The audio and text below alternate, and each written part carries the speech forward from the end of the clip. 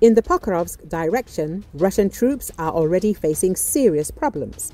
At the same time, even on its own territory in the Kursk region, Russia is conducting a counter-offensive campaign extremely slowly. It has been going on for almost 7 months. This was stated in an interview with Glavred by military political observer of the Information Resistance Group, Alexander Kovalenko, answering the question of how long Russia will be able to fight if it is not given a break.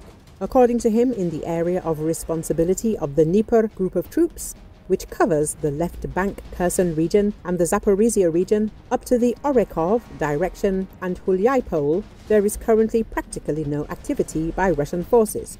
Kovalenko noted that enemy troops are still attempting to operate on the Kherson Islands and in the Zaporizhia region, but compared to the Pokrovsk direction, the Kurakhovsky salient or the Liman-Kupyansk axis, their activity is significantly lower. Despite the fact that Dnepr is one of the largest groups of troops, it remains the least proactive.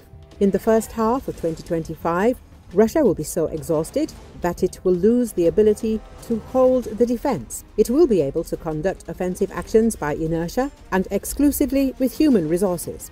That is, now everything is being transformed into an exclusively infantry component, and this was expected.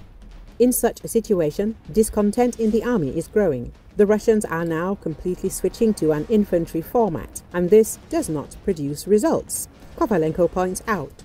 The analyst noted that if earlier Russia could seize 600 to 700 square kilometers of territory per week at the peak of its capabilities, now this figure has dropped to 100 to 200 square kilometers. At the same time, personnel losses per square kilometer have increased 2 to 3 times. This leads to significant exhaustion of Russia, both militarily and economically.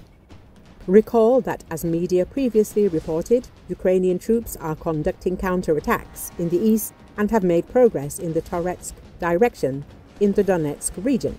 Despite the superiority of Russian forces several months ago, Ukrainian defenders are actively counterattacking in Toretsk and its environs, advancing into the city that the Russian Federation previously declared occupied. Forbes reports. According to geolocation footage published on February the 28th, the Ukrainian Defense Forces were able to gain a foothold in the area of Tolbukin Street and near the central mine in the central part of Toretsk, the Institute for the Study of War notes.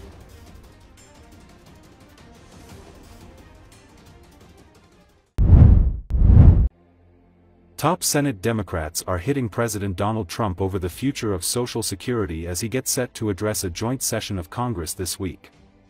According to Associated Press, Trump will be speaking to lawmakers he has bulldozed past this first month in office, wielding unimaginable executive power. With top aide Elon Musk, Trump is firing federal employees, shuttering government agencies. Democrats say Trump and Musk represent a real threat to well-being of Social Security. It is hard to believe that the Trump administration wants to cut Social Security, but that's what's happening, said Senate Minority Leader Chuck Schumer. On the one hand, DOJ has cut 7,000 workers from Social Security, and on the other, Elon Musk says Social Security is the biggest Ponzi scheme of all time, he said. Trump enjoys the rare sweep of power in Washington, with the Republicans controlling the White House, the House, and the Senate, and he relies on political fear as well as favor to motivate lawmakers. With Musk having poured $200 million into electing Trump, the president has a ready patron whose vast political funds can influence any resistors. The American people should realize the Social Security administration is already at its lowest level of staffing in 50 years, said Senator Patty Murray of Washington. That's why fewer than 40% of people who call to talk to a Social Security agent get through to talk to someone, Murray said.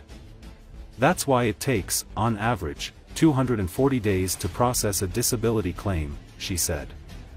House Speaker Mike Johnson, who has positioned himself as a partner to the president, has said he's excited about what Trump is accomplishing in rooting out waste, fraud, and abuse to downsize government.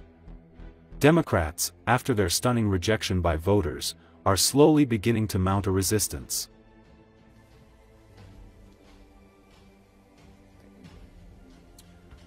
Okay. It is hard to believe that the Trump administration wants to cut Social Security.